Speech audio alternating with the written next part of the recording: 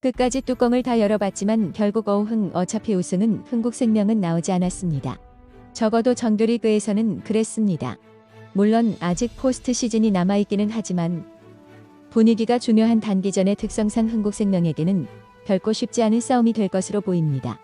이 와중에 흥국생명의 기둥이자 핵심 주축 선수인 배구 여제 김연경이 18일 서울 청담동 리베라 호텔 베르사유 홀에서 열린 도드람 2020-2021 V리그 여자부 포스트 시즌 미디어 데이에서 포스트 시즌에 임하는 각오를 전했는데 이 인터뷰에서 나온 말 때문에 혹시 김연경이 이번 시즌을 끝으로 다시 한국 프로배구를 떠나 해외 무대로 돌아가는 것이 아닌가 하는 추측성 기사가 나오고 있습니다. 이 인터뷰에서 김연경은 포스트 시즌에 진출한 것을 기쁘게 생각하고 있고 열심히 준비하고 있으니까 좋은 모습을 보이겠다고 출사표를 던졌습니다. 이 자리에서 김연경은 IBK 기업은행 대표로 참석한 김수지와 함께 인터뷰에 응했는데요. 김연경과 김수지는 실제로 안산서초등학교 시절부터 중학교, 고등학교, 그리고 배구 대표팀까지 모두 함께 지낸 20년 지기 절친이었던지라 사람들의 시선은 더욱 주목되었습니다.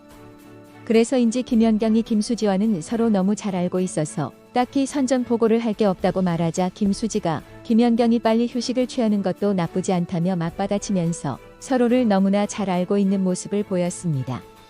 경기가 안 풀릴 때 서로의 습관을 묻는 질문에 김연경은 IBK 기업은행은 지금도 분위기가 안 좋은 것 같다며 김수지는 잘 안 풀리면 입이 나오는 습관이 있다고 해서 웃음을 자아내기도 했습니다. 물론 두 선수는 경기에서는 상대를 이겨야만 하는 입장인데요. 정규리그 2위는 흥국생명이었지만 단기전의 특성상 어떤 일이 벌어질지 알 수가 없기 때문에 IBK 기업은행에게도 기회는 충분히 있습니다. 실제로 흥국생명은 학폭 쇼크가 터지면서 어려움을 겪으면서 정규리그 우승에는 실패했지만 그래도 2위로 본 배구 진출에 성공했기 때문에 여기까지 온 이상 물러설 수는 없는 상황입니다. 이를 의식한 듯 김연경은 최근 우리 팀이 가장 경기력이 좋지 않은 것도 사실이다. 하지만 플레이오프 단기전이기 때문에 많은 일들이 일어날 수 있다고 생각한다. 응원을 해주시는 만큼 힘을 내면서 준비하고 있으니 기대해 주셨으면 좋겠다라고 말했는데요.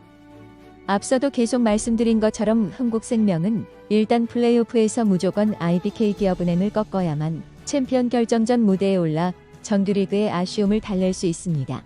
김연경은 라자레바가 점유율이 엄청 높은 선수이기 때문에 어느 정도는 막아야 승산이 있다. 레프트인 표승주와 김주향의 리시브를 흔드는 것도 관건이 될 것 같다. 라자레바가 터지더라도 레프트에서 조금만 터지게 한다면 승산이 있을 것 같다고 플레이오프를 전망했습니다.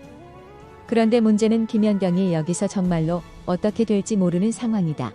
라는 말로 올 시즌 종료 후 V리그를 떠날 가능성을 시시한 것입니다. 김연경은 자신의 진로가 앞으로 어떻게 될지 모르겠다고 인정하면서 앞으로 한국에서 배구할 수 있을지 모르기 때문에 이번 기회를 잡아서 우승을 하고 싶은 생각이 간절한 것은 사실이다라고 우승에 대한 간절함을 드러내기도 했습니다. 이미 김연경은 흥국생명과의 계약 기간이 1년에 불과했었기 때문에 다시 해외로 나갈 수도 있는 상황입니다. 어쨌든 여자 배구 포스트 시즌은 20일 정규리그 2위 흥국생명과 3위 기업은행의 플레이오프 1차전을 시작으로 개막합니다. 3선 2승제로 치러지는 플레이오프에서 승리한 팀은 정규리그 1위 GS 칼텍스와 챔피언 결정전에서 격돌하는데요. 과연 김연경이 험난한 포스트 시즌을 뚫고 우승을 차지할 수 있을지 지켜봐야 할 것 같습니다. 흥국생명이 이렇게 어려운 상황에 처한 것에는 많은 이유가 있겠지만 누가 뭐래도 이번 시즌 프로배구뿐 아니라 한국 사회 전체를 뒤흔드는 대형 이슈가 된 이재영, 이다은 쌍둥이 자매의 학교폭력 가해 사실 폭로가 가장 컸을 것입니다.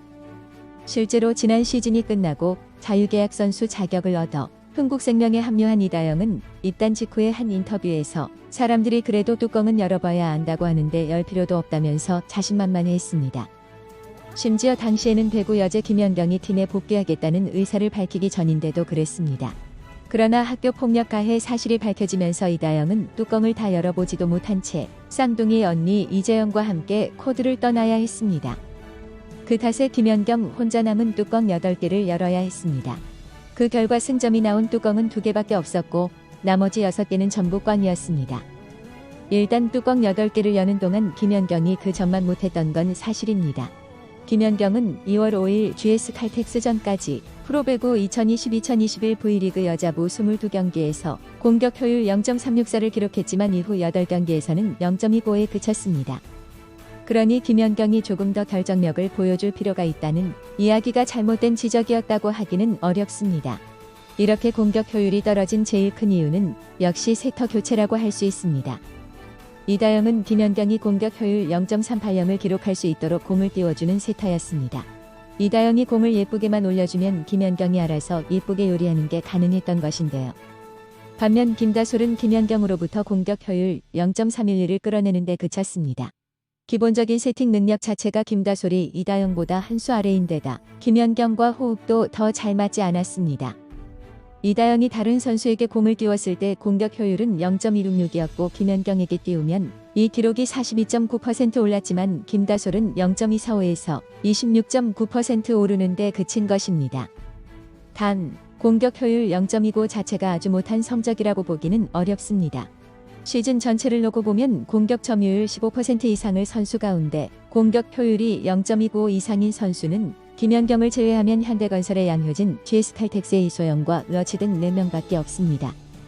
김연경이 그 전만 못하다는 평가를 받는 성적도 가장 강력한 이번 시즌 MVP 후보로 손꼽히는 이소영에 맞먹는 레벨이었던 겁니다.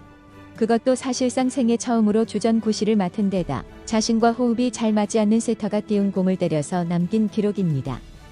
문제는 김연경을 제외한 나머지 흥국생명 선수들은 병따개 사용법을 몰라도 너무 몰랐다는 겁니다. 브루나는 쌍둥이 자매가 빠진 채 치른 8경기에서 공격 효율 0.141이라는 저조한 기록을 남겼고 흥국생명 공격 시도 가운데 14.5%를 책임진 김미연도 공격 효율 0.174가 전부였습니다. 또 김연경은 이 8경기에서 디그 성공도 100대를 기록했습니다. 물론 팀에서 제일 많은 숫자입니다. 다시 말씀드리지만 리그에서 가장 강력한 MVP 후보로 손꼽히는 선수 성적에 바로 못 미치는 수준으로 공격 효율을 유지하면서 수비에서도 이런 기록을 남긴 것이니 가히 배구여제라는 말이 걸맞는 수준의 기록입니다. 게다가 김연경 쌍둥이 자매 없이 치른 8경기에서 블로킹도 11개나 잡아냈는데요. 이는 브루나와 함께 팀 내 공동 1위 기록입니다. 다시 말씀드리지만 리그에서 가장 강력한 MVP 후보로 손꼽히는 선수 성적에 바로 못 미치는 수준으로 공격 효율을 유지하면서 팀 내에서 가장 많은 어택 커버와 디그를 기록하고도 부족하다는 듯 블로킹에서도 이런 기록을 남긴 겁니다. 김연경이 이렇게 고군분투하는데도 팀은 2승 6패를 기록하는 데 그쳤습니다. 현실은 영화도 만화도 아니니까요. 그리고 배구는 리베로까지 최소 7명 아니면 8명이 함께 뛰는 단체 종목이니까요. 만약 외국인 선수가 브루나가 아니라 지난 시즌 공격 효율 0.165 수준만 되었거나 쌍둥이 자매 중 한 명만이라도 계속 뛰었다면 결과가 달라졌을 확률이 더 높습니다.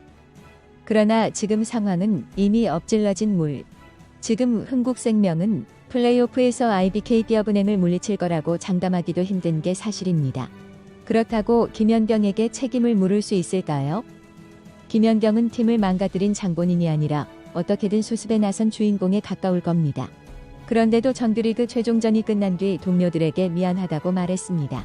정작 미안하다고 무릎을 꿇어야 할 장본인들은 머리카락 보일라 꼭꼭 숨어 있는데요. 아무튼 김연경이 부디 이번 시즌 유종의 미를 거두고 시즌을 마무리하기 바라며 오늘 방송은 여기서 마치겠습니다.